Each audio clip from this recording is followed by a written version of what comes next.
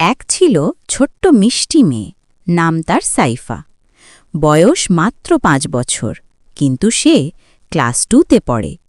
খুব বুদ্ধিমান আর কৌতূহলী। ভোরবেলা মৃদু আলো জানালা দিয়ে ঘরে ঢোকে। সাইফা ঘুম জড়ানো চোখে মায়ের কোল ছুঁয়ে বলে, মা, সূর্য উঠেছে, আজকে স্কুল আছে তো? মা হাসি মুখে বলে, হ্যাঁ মা, আমার ছোট্ট স্কুলপ্রেমী রাজকন্যা, আজও তুমি স্কুলে যাবে। ঘুম থেকে উঠে সাইফা প্রথমে ছোট্ট গোলাপি ব্রাশ দিয়ে দাঁত মাজে। তারপর নিজের প্রিয় হলুদ রঙের ইউনিফর্মটা পরে। আয়নায় নিজেকে দেখে চুপি চুপি বলে, সাইফা আজ আবার নতুন কিছু শিখবে।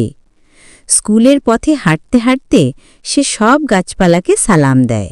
হ্যালো গাছ, হ্যালো পাখি।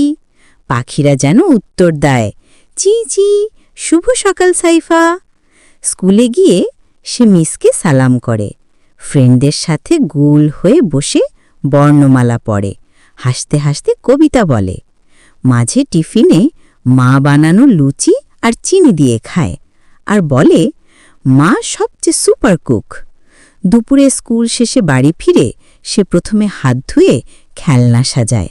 কেউ প্রিন্সেস, কেউ সৈনিক, আর সে নিজে কল্পনার রানী সাইফা।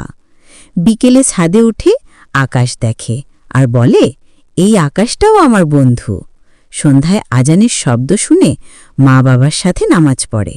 তারপর গল্পের বই খুলে নিজে নিজে পড়ার চেষ্টা করে। মাঝে মাঝে ভুল পড়লে মা মুচকি হেসে ঠিক করে দেয়। রাতে ঘুমানোর আগে সাইফা আলতো করে বলে, আজও অনেক কিছু শিখেছি, আলহামদুলিল্লাহ, কাল আবার নতুন দিন শুরু হবে। তারপর চাঁদকে বলে, good night moon, good night দুনিয়া। ভালো থাকো সবাই, এই বলে ঘুমিয়ে পড়ে।